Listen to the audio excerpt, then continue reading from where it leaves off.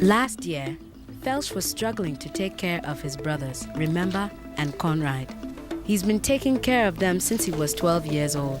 Because first, his father died, then his mother.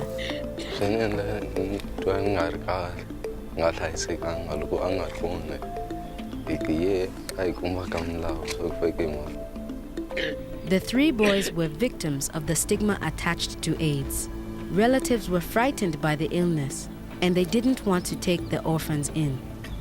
Felsh became the head of this fragile family.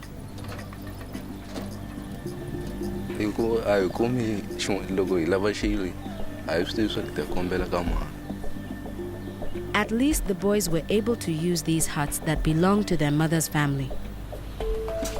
Felsh's hut had holes in the roof. During the rainy season, it leaked. And there was no one to teach him how to rethatch it.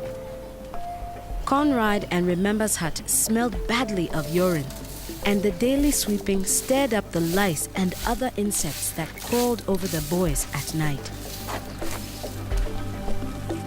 They only had a tattered mat to sleep on, only a few blankets to ward off the winter chill. It was a constant problem to find enough food. They relied on grandparents to give them mealie meal flour. It was never enough for growing boys.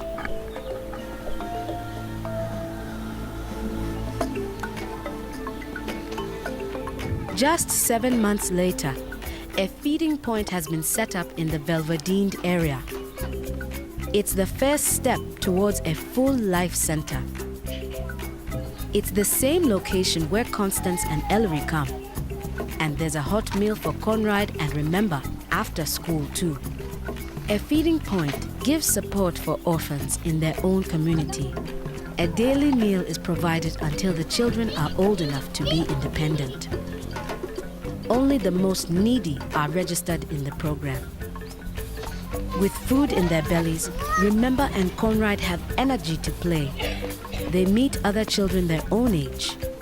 They have adult-supervised activities instead of spending hours alone. The Life Center site has a small outbuilding where the volunteers run the program. Plans are approved to build a full Life Center. This place will be a hub for many activities aimed at helping people affected by the AIDS pandemic.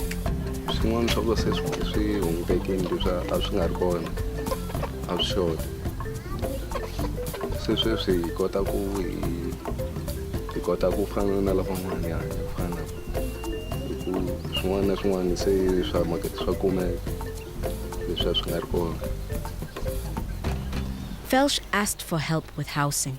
The answer he got was better than he could have ever imagined.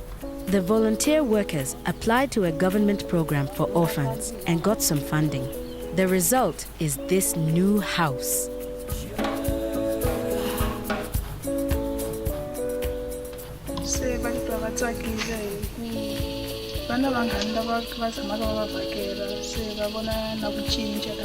Adult supervision has other consequences, but Conrite and Remember aren't so happy about those. Tandy has visited their teacher and found out they have been skipping school. They get a pep talk to convince them that an education is their only hope for the future.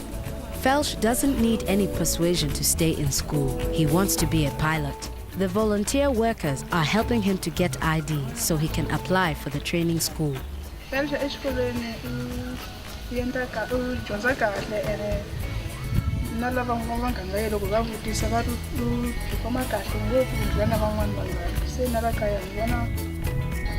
"18-year-old Felsh has to be the head of his family.